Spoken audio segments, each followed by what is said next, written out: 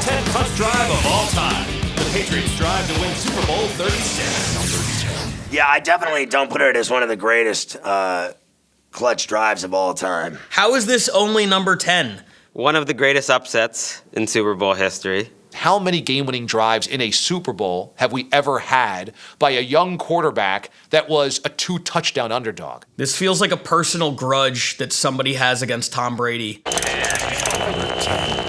Remember when John Madden told them to take a knee and play for overtime? And now with no timeouts, I think that the Patriots, with this field position, you have to just run the clock out. You have to play for overtime. I kind of agreed. In 99% of situations, that would be the correct thing to do. I don't agree with what the Patriots are doing right here. I would play for overtime. Play for overtime, play for overtime, drawn on the screen and everything, and you're like, wait a minute, Brady's got this. The young buck's gonna do it. The Patriots have to come up and snap the ball down here. Brady to the line of scrimmage, down to 9 seconds left, throws the ball to the ground with 7 seconds left. I'll tell you, what Tom Brady just did gives me goosebumps. It's the moment that you recognize there's something different and special about number 12.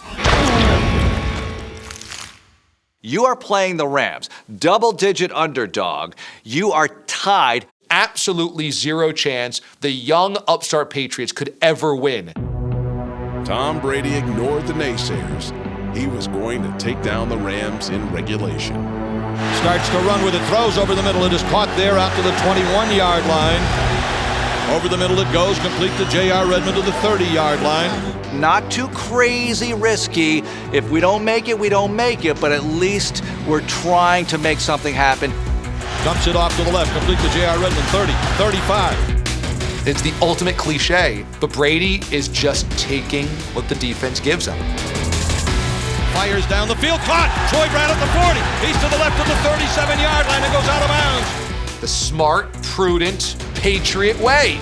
You give us that, we will take that, and then we will beat you. 48-yard field goal attempt. Set to go, snap ball down, kick up. Kick is on the way, and it is good! It's good! It's good! I think it's one of the most important drives in NFL history. It is the beginning of the mystique of Tom Brady. Yeah, baby! Way to go, 12! You're the man, baby! You are the man! Hey, you're way to go, man! Tom Brady's ability to play that drive out exactly like the Patriots wanted to was the moment I realized that Tom Brady was going to be an incredible superstar in this league. This is the guy who you want driving in the last moments of the Super Bowl. A clutch drive in his first year as a starter. Like, this is a guy who's going to play his best at the very end. The number 9 clutch drive of all time. The catch. Joe Montana is Tom Brady's hero, and I'm sure a lot of it started on that day. A young Tom Brady attended the 1981 NFC Championship game. Maybe there was an osmosis transfer of just Joe Montana going, here you go, kid, you're going to need this later. He may not remember it, but Brady witnessed a pivotal moment in the NFL's history. It launched a dynasty in the San Francisco 49ers and really spelled the end of the 70s Cowboys. So the Cowboys always crushed the 49ers' playoff dreams, and now at Candlestick Park, this is the time where the 49ers are finally going to do it. 3rd and 3 from the 6. And as a 49er fan, this is everything. This is it. How is this one going to end? And on 3rd down and 3, he rolls right. Keeps rolling. And he's being chased by 3 guys, including Too Tall Jones. Looking to throw, and he throws into the end zone. Touchdown! And I only see it in slow motion. Like, every time it's this beautiful slow motion spiral that Dwight Clark catches like tissue paper. We have made Dwight Clark's catch the immortal moment. But what we fail to remember is all of the decisions before that play. The 5 minutes is just an absolute masterpiece of play calling. What the Cowboys were trying to do is, you have a limited amount of time, you're going to throw the ball. And Bill Walsh said, no, we're not. I know what you're doing on defense. I'm going to counteract it. On that final drive, the 49ers ran the football on 3 of the first 5 plays. Bill Walsh saw nickel defense and did what you're supposed to do. He ran the ball.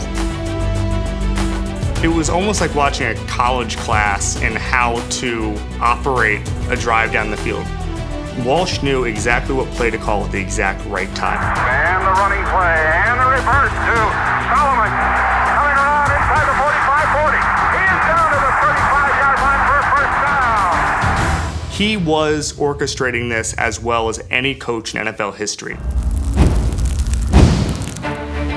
There was a sideline throw by Montana on that drive. He throws to the sideline, and it is caught by Clark at the 25. I don't know how he fit it in. It looked like he was going to get intercepted. A brilliant throw and catch. You knew he had that magic, but you didn't know how much magic. This drive kind of exemplifies what the West Coast offense is and who Joe Montana is. That drive that Montana started his career with is more impressive than the throw itself to Dwight Clark. The number 8 clutch drive of all time. The Giants drive to win Super Bowl 46. I don't think this is in a spot where it should be. Just because it's a Super Bowl, it's pretty much a Super Bowl winning drive. It gets a team a Vince Lombardi trophy and it gets a quarterback a Super Bowl MVP. So the Giants got the ball back, under 4 minutes to go. I remember the best play was the first play. This is the drive. Manning out of the shotgun set and he's back to throw. Climbs the pocket, deep ball down the left sideline, and it's going to be caught. Was he inbounds? Yes! Manningham on the sideline. This is the best throw I've ever seen in person in my life. It took the absolute perfect throw, the absolute perfect catch. Think about the window that throw had to get through to get into Manningham's hands and have him come down inbounds.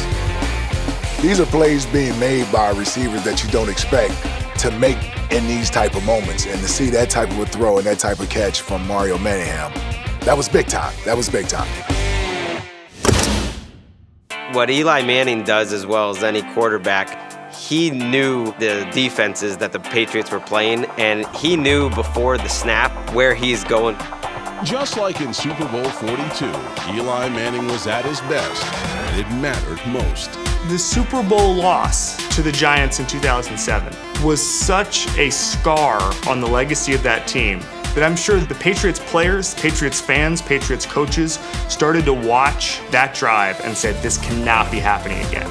By the end of that drive, you felt like the best the Patriots could do is let the Giants score. You think the Patriots have let him score? I doubt it. Handoff Bradshaw, he runs up the middle. You're screaming like, let's go, let's go, let's stops, turns, and just sort of like scuba dives into the end zone. He thought about stopping, but he went in for the touchdown. Every child dreams of scoring the winning touchdown in the Super Bowl. No one dreams of reluctantly falling into the end zone. It was like a little anticlimactic. Should I score? Should I not score?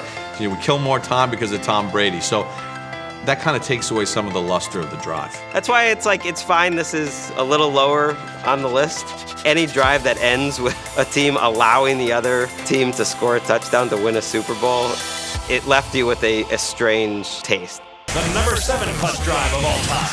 The Colts drive to win the greatest game ever played. This is Chuck Thompson speaking to you from Yankee Stadium, where the Baltimore Colts are playing in the first overtime period in the history of professional football. I think that's low. United gives to Amici.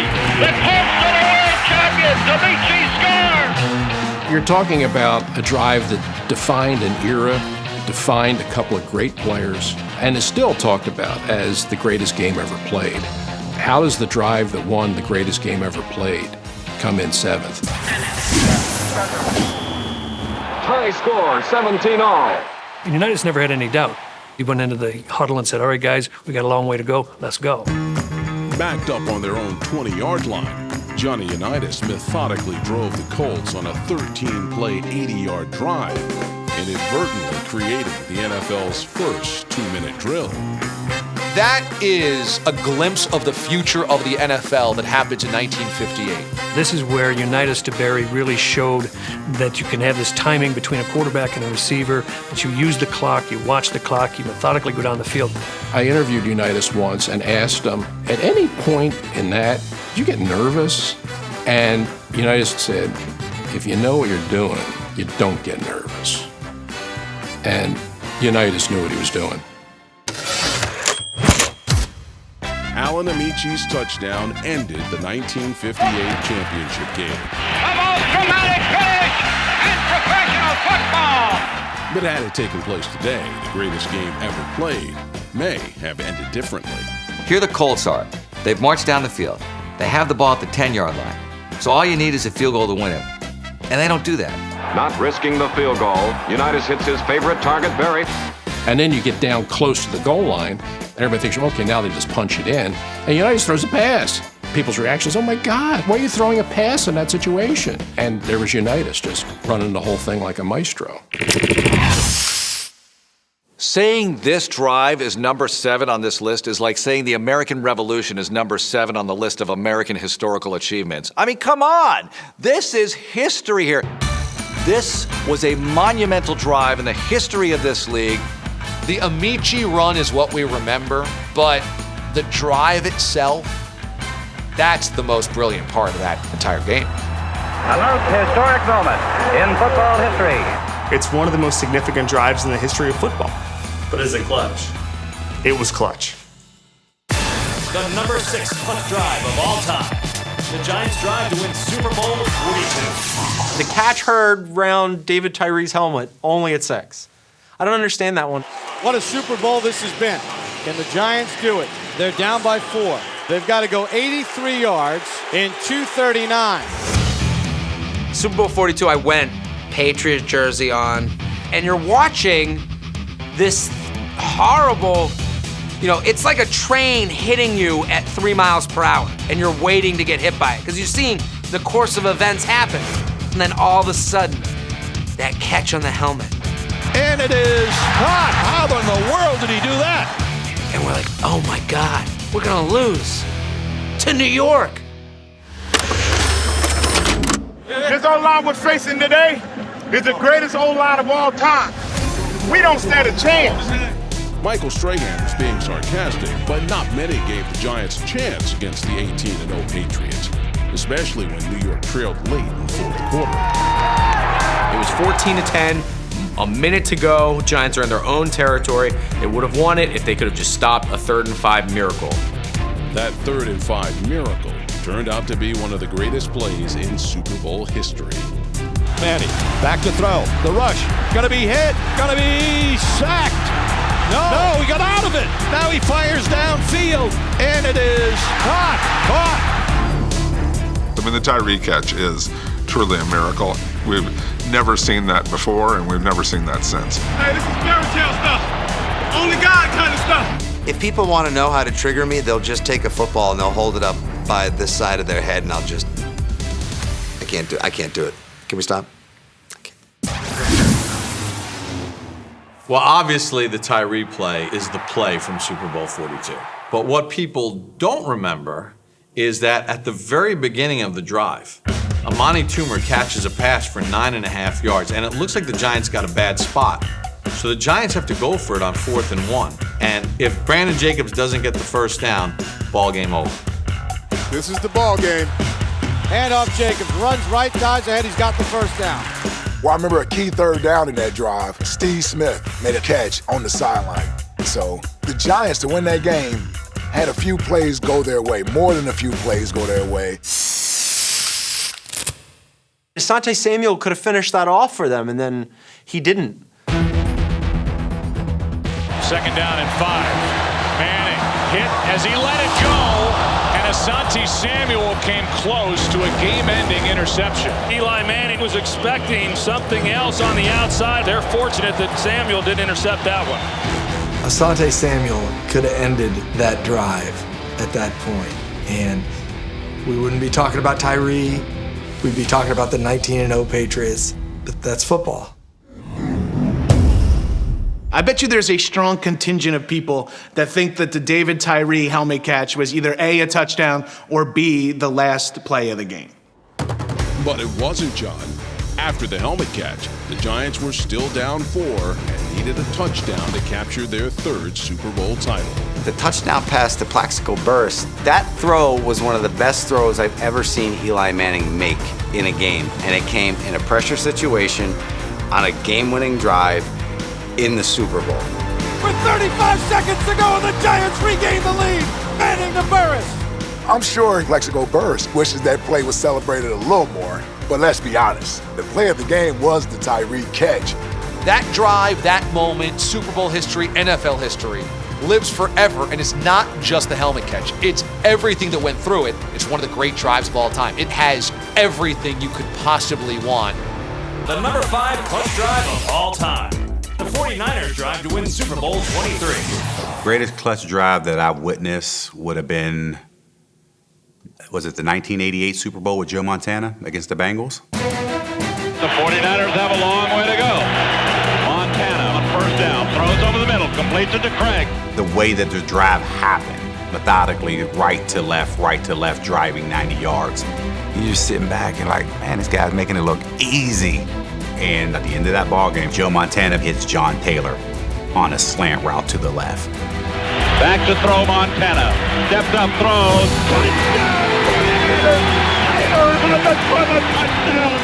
I was just like, wow, that's what I'm trying to be like.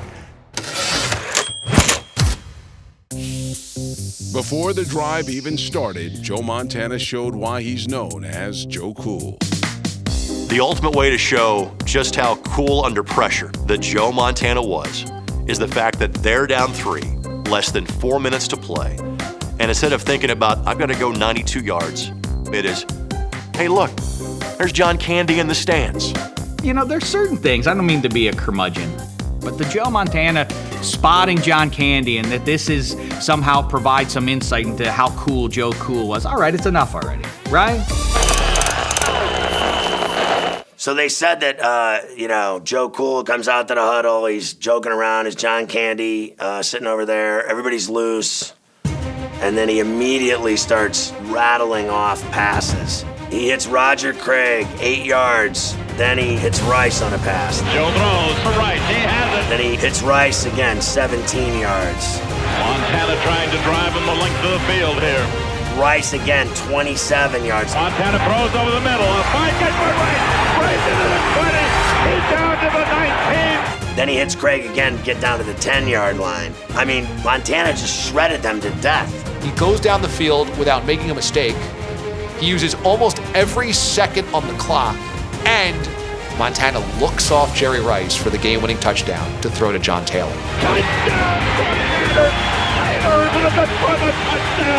They went 92 yards in 11 plays. I'm not even sure if it's the best Montana drive. The drive leading to the catch was pretty good.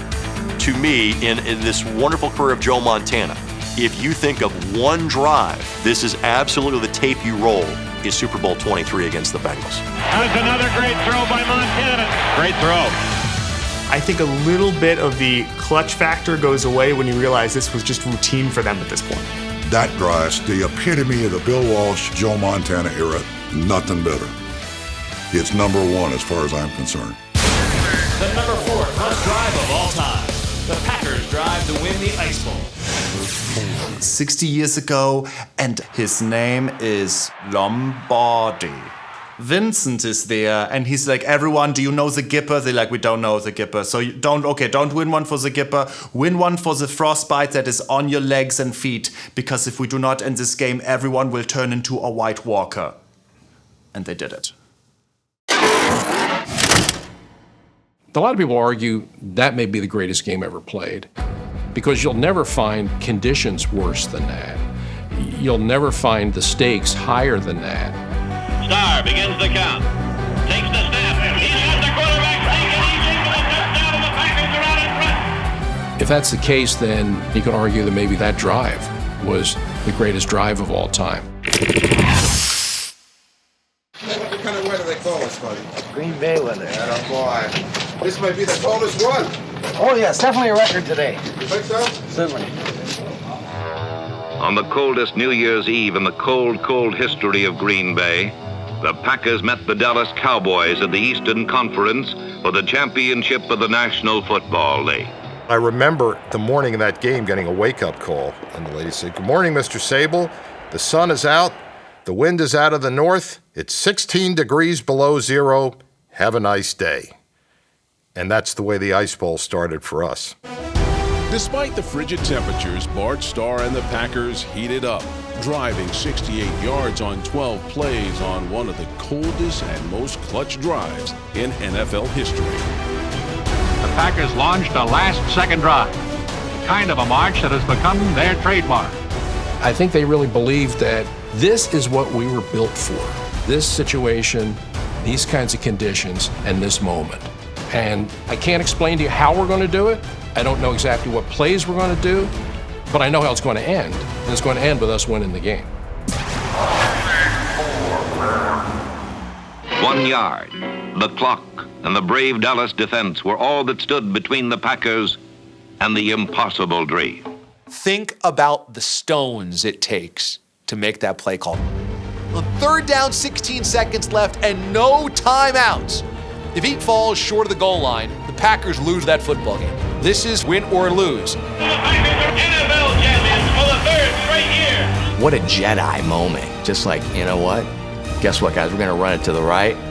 Just kidding. I'm going to smash this up the middle myself and win the game. Beautiful. I think there have been more impressive drives. I think that was a great game.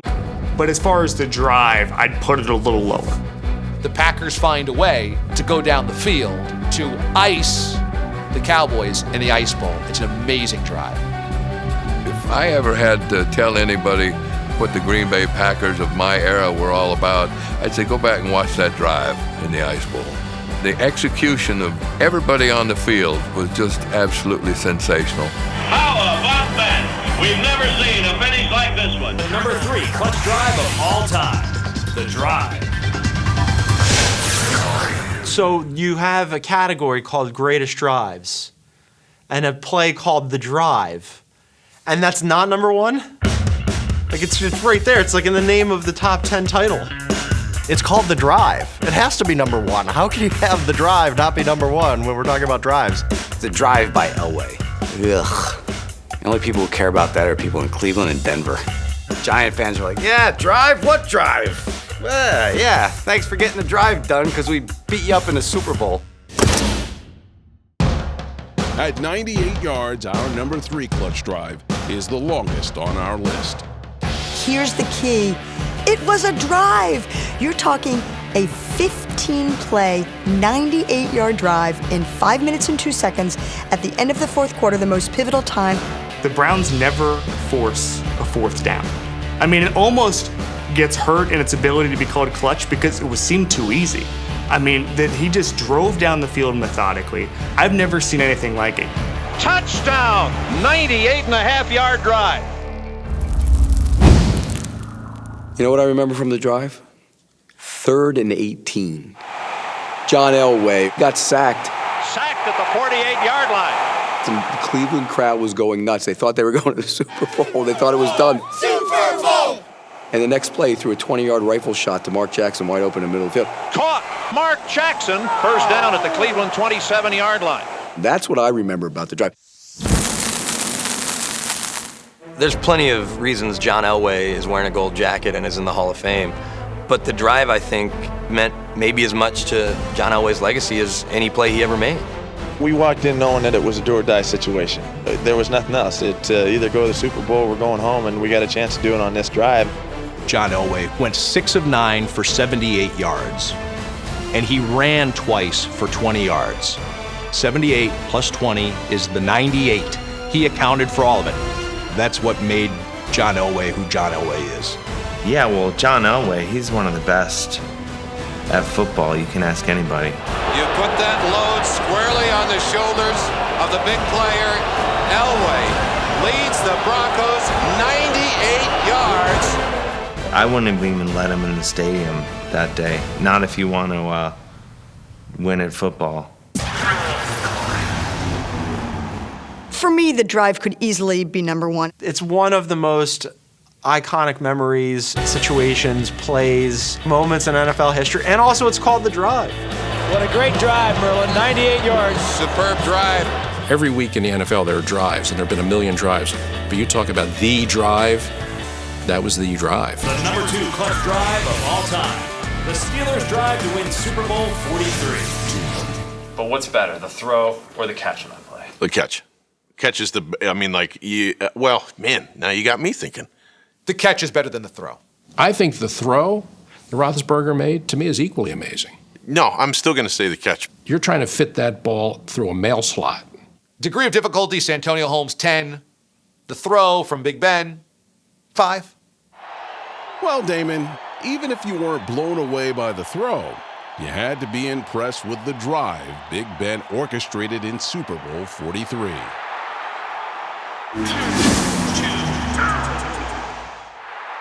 A Larry Fitzgerald touchdown gave the Cardinals the lead and left the Steelers with 2.5 minutes to win the Super Bowl. I don't know how you get your composure after that play and you march down the field. Time to be great. Time to be great. First completion on the drive is such a defining play. Ben Roethlisberger escapes pressure, could have been sacked. He gets the ball to Santonio Holmes. They start moving forward. When he got that drive started, it was, you could just sense something special was going to happen. Ben Roethlisberger is told in the huddle by Santonio Holmes, just keep throwing it to me, man. Hey, I want the ball. Rolling? Hey, I want the ball. And Roethlisberger goes, okay. Pumps, fires a pass, it's caught. Running down the sideline 30. And what's amazing is that the Cardinals had no answer for Santonio the entire drive. Ben Roethlisberger telegraphs every pass on that drive. This one's going to Santonio. That one's going to Santonio. This one's going to Santonio. Santonio Holmes is uncontainable, undefendable in that moment. When you have somebody who's that hot, you just keep going back to the well. And they did for one of the grand moments in the game's history. That was like one of the greatest drives I ever saw, and that pass was so beautiful. He scrambles around, throws it back corner of the end zone. Santonio with a touchdown! I don't know how he did it! Feet dangling the sideline in the corner. He just rips that pass. Got about this big of a window to fit it in, and Santonio Holmes needs to catch it with his fingertips, get his toes down with 3 other defenders in the area. When he lets that ball go, he's got almost nowhere to put it, and Holmes has almost got nowhere to go.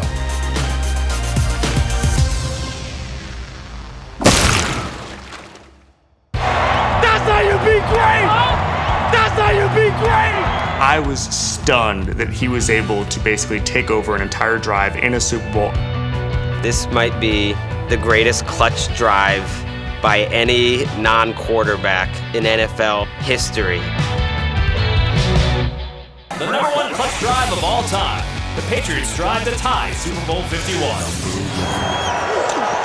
Bryant for the throw. Here's Coleman at the 5. He'll beat Nikovich to the end zone. Falcons 28, New England 3. I'm thinking to myself, wow, they're not only losing, they're getting blown out. Looking for Julio. What a catch! That will live in Super Bowl history right there. This is great. There's always that one catch, you know what I'm saying? It's a good run. Fun team to watch. I'm happy we got to the Super Bowl. And then all of a sudden, gotta play tougher, harder, tougher, everything. Everything we got. The Patriots weren't going down without a fight. Their 25-point deficit was quickly reduced to 8. At that point in the game, the Patriots had already come back. So I'm like, we're winning this game. They're the Patriots. This is what they do. Gotta believe. Gotta believe, boys! The first test of faith happened on a 3rd and 10 from their own 9-yard line. Hogan makes the grab at the 25. Wow. Oh, our quarterback is in a groove. Everything they did in that fourth quarter worked. Stands in, throws down the middle for Edelman. Ball's tipped. And Julian diving for it. That's one of those moments that it's a miracle moment. You know, you never should be able to make that catch, but all luck goes your way, just changes the entire game. It was a fantastic grab that changed the drive. That was it. That's the game-winning play right there. I caught it. Crazy, I swear to God. No way, look at that. Watch. No. Are the stars just aligned a certain way? That Edelman catch was so insane that you knew something funky was going on, and that funky thing was the Patriots winning that Super Bowl. I already know what's happening. I just know. Like, it's just like, this is just so Brady. This is just so the Pats. Once the Patriots started rolling, you knew the Patriots were going to tie it up. You knew how it was going to end. By that point in time, it was inevitable. The collapse was complete. Tom takes the snap. He backs up, hands it to White. Up the middle! Touchdown, Patriots! They had the presence of mind to score as fast as they could because they knew they had to hit the 2-point conversion. Brady under center. Tom takes the snap. Quick throw to Amendola. Screen left. He's in! Reaches across the goal line for a score. Yeah! Yeah! And one's down by 25. The Patriots are even with Atlanta. 28-3. And this is the thing that puts the exclamation on it. They are able to come back, make an amazing catch, and everybody rolls to another Super Bowl. It's not surprising that it's number one. Of course, just give the Pats everything. They got the coin toss after the drive. They got the Super Bowl victory after the drive. And a title for the Patriots! Tom Brady goes off with Giselle. They get everything. Of course they got this. That was a historic drive. Not only do they have to go down to score a touchdown, they have to get the 2-point conversion. So that's all there. I think that adds to it. They didn't just have to come up with a clutch drive. Literally their longest drive of the entire season. To tie the game in Super Bowl 51 in those circumstances, yeah, that's pretty hard to beat. It's the #1 clutch drive of all time. It's the #1 greatest win of all time. It's the #1 worst collapse of all time. Everything from that game can be #1 because we have never seen anything like it, and we will never, ever see anything like that again.